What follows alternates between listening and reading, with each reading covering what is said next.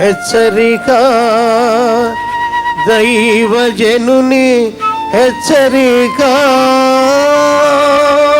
దేవుడు క్షమిస్తే మర్చిపోతాడండి.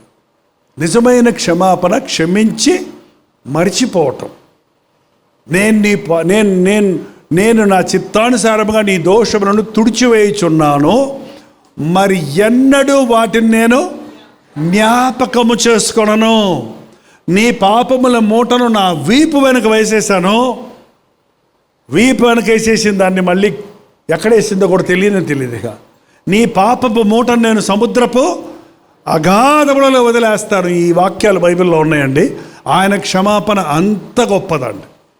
ఒక్కసారి దేవుడు మనల్ని క్షమించిన తర్వాత మన తప్పులు ఆయన మళ్ళీ ఎత్తడండి.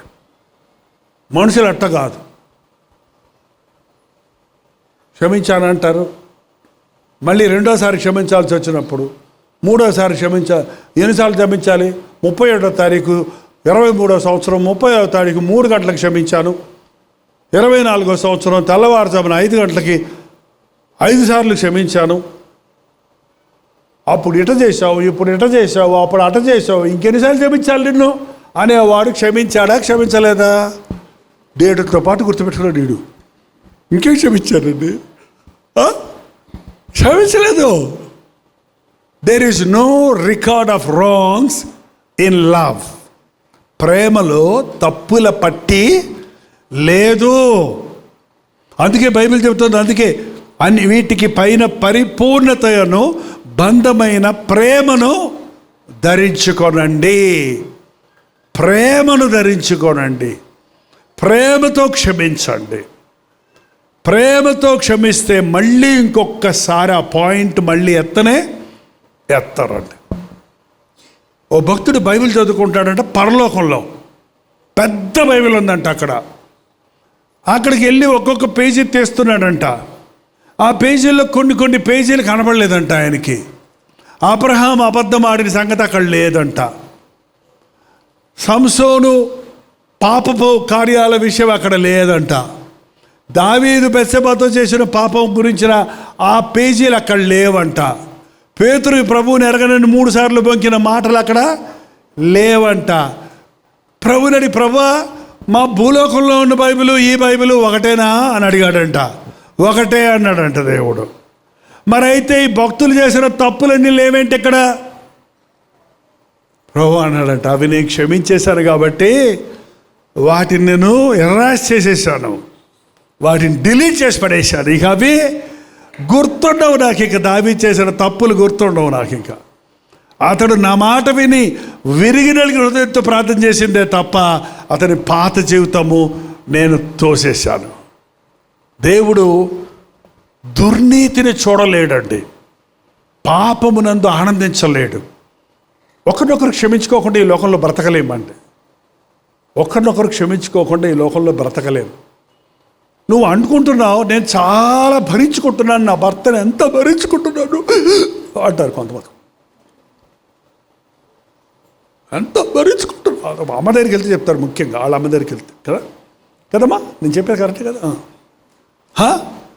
ఎంత భరించుకుంటున్నాను. నువ్వు ఎంత నీ భర్తను భరించుకుంటున్నావో నిన్ను కూడా ఆయన భరించుకుంటున్నాడని ఎప్పుడైనా గమనించావా? నీ భర్తలో ఇష్టం లేని నీకు బోల్డ్ ఉన్నాయి, నీలో ఇష్టం లేని ఆయనకి లేవా? నువ్వు పర్ఫెక్టా, ఆయన ఇంపర్ఫెక్టా? అబ్బో, నువ్వు పరలోకం నుంచి దిగొచ్చిన దూతవే, ఆయన నరకంలో నుంచి వచ్చిన రాక్షసుడా? కాదే. మనందరం మనుషులమే. పొరపాట్లు చేయటం మనకి సర్వసాధారణం. మన క్యారెక్టర్లో ఉంది, మన బ్లడ్లోనే ఉంది. అది తప్పు చేయటం తప్పు కాదు. చేసిన తప్పును సమర్థించుకోవడం తప్పు. చేసిన తప్పును దాచుకోవడం పెద్ద తప్పు అన్నాడు ఆయన. తప్పులెన్ను వారు తండోపతండములు, తప్పులెన్ను వారు తమ తప్పులు ఎరుగరయ్యా, విశ్వదాభిరామ విసిగేసి తోమ అన్నాడంట. ఏంటండి, ఎదుటి వారి తప్పులు పట్టుకోవడానికి ప్రయాసపడుతుంటాం మనం. ఎదుటి వారి వైపు ఒక ఏళ్ళు చూపిస్తున్నప్పుడు పైన దేవుడు చూస్తున్నాడు, అది ఇంకో ఏళ్ళు చూపిస్తుందంట. 3 ఏళ్ళు నీ సంగతి ఏంటో చూసుకోవయ్యా అని చెబుతుందంట. గుర్తుపెట్టుకోండి, ఏళ్ళు చూపించకండి. ఇట్లా నువ్వు అన్నప్పుడు మరి నువ్వో అంటున్నాయి 3. నేను చూస్తాను అంటాడు పైనుంచి దేవుడు. తీర్పు తీర్చకడి, అప్పుడు మీరు తీర్పు తీర్చబడరు. ఇవాళ ఎందుకంటే ఘర్షణలు, దేశంలో ఘర్షణలు, ఫ్యామిలీలో గొడవలు, కుటుంబాల్లో కలహాలు, ఒకరినొకరు సహించుకోవటం లేదు. నువ్వు దేవుని బిడ్డ అయిన తర్వాత కూడా, నేను చర్చికి వెళ్తున్నాను, బైబిల్ చదువుతున్నాను, ప్రార్థన చేస్తున్నాను అన్నప్పుడు కూడా నువ్వు అలాగే ఉంటే, నీకు వాళ్ళకి తేడా లేకపోతే నువ్వెందుకు ప్రభు నమ్ముకున్నావు? నువ్వు ఎలా ప్రభు సారూప్యంలో మారుతున్నావు? క్షమించు, అప్పుడు నువ్వు క్షమించబడతావు. వాళ్ళు క్షమించకపోయినా నువ్వు క్షమించు. ప్రార్థన. పరిశుద్ధుడా, ప్రేమగల తండ్రి, మమ్మల్ని బాగా ఎరిగిన దేవా, మా హృదయ అవసరతలు ఎరిగిన దేవా, నీ బిడ్డల హృదయాలలో ఉన్న దిగులు, నీ బిడ్డల హృదయములలో ఉన్న స్పందన, వారిలో ఉన్న పోరాటాలు, వారి అవసరతలు చూడయ్యా. చూచిపోయే దేవుడు కాదు గనుక వారి కోరికలు తీర్చును ఆయన, వారి హృదయ వాంఛలు తీర్చయ్యా, వారి అవసరతలు తీర్చయ్యా. మా దేహాలను పాడు చేసే రోగాల నుండి, మా మనసును పాడు చేసే పాపాల నుండి, మా భవిష్యత్తును పాడు చేసే అజ్ఞానం నుండి మమ్మల్ని విడిపించయ్యా. ఇది మొదలుకొని నేను మిమ్మల్ని ఆశీర్వదించదను అన్న వాగ్దానంతో ఇక్కడి నుంచి పంపించు నాయన.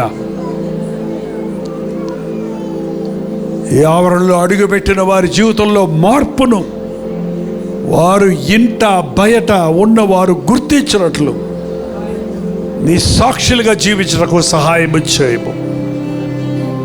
బెంగళూరు పట్టణము కొరకు, కర్ణాటక రాష్ట్రము కొరకు నీ సన్నిధిలో ప్రార్థిస్తున్నామయ్యా. ఈ అంచె దినములలో నీ నామాన్ని విశ్వసించిన వారికి కలిగే ప్రతి శోధనల్లో నీవే జయము దయచేయము. నీవు తోడుంటే అది శ్రమైన, కష్టమైన, అది పోరాటమైన, మరణమైన, అది మాకు మేలే అన్న విశ్వాసంతో మరణము వరకు నమ్మకంగా ఉండటానికి మా ఒక్కొక్కరికి సహాయం చేయము. క్రీస్తు నామములో అడుగుచున్నాను తండ్రి. మన తండ్రి అయిన దేవుని యొక్క ప్రేమయు, కుమారుడైన క్రీస్తు యొక్క కృపయు, ఆదరణకర్త అయిన పరిశుద్ధాత్మ యొక్క సహవాసమును కూడి వచ్చిన మనందరికీ ఇప్పుడును సదాకాలమును తోడై ఉండను గాక. ఆమేన్, ఆమేన్, ఆమేన్.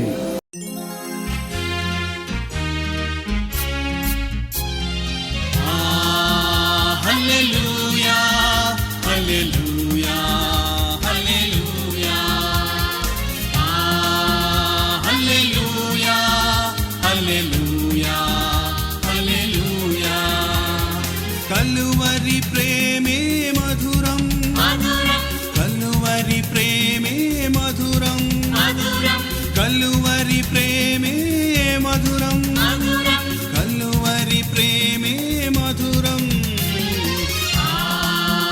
హల్లెలూయా, హల్లెలూయా, హల్లెలూయా, హల్లెలూయా, హల్లెలూయా, హల్లెలూయా.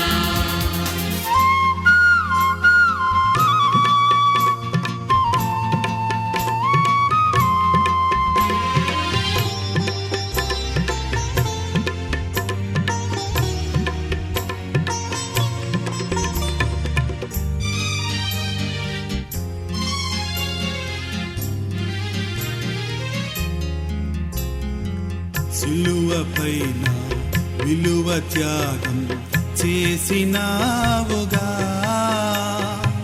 పాపినైనా నా కొరకు చిందించినావుగా, రుధిరం చిందించినావుగా.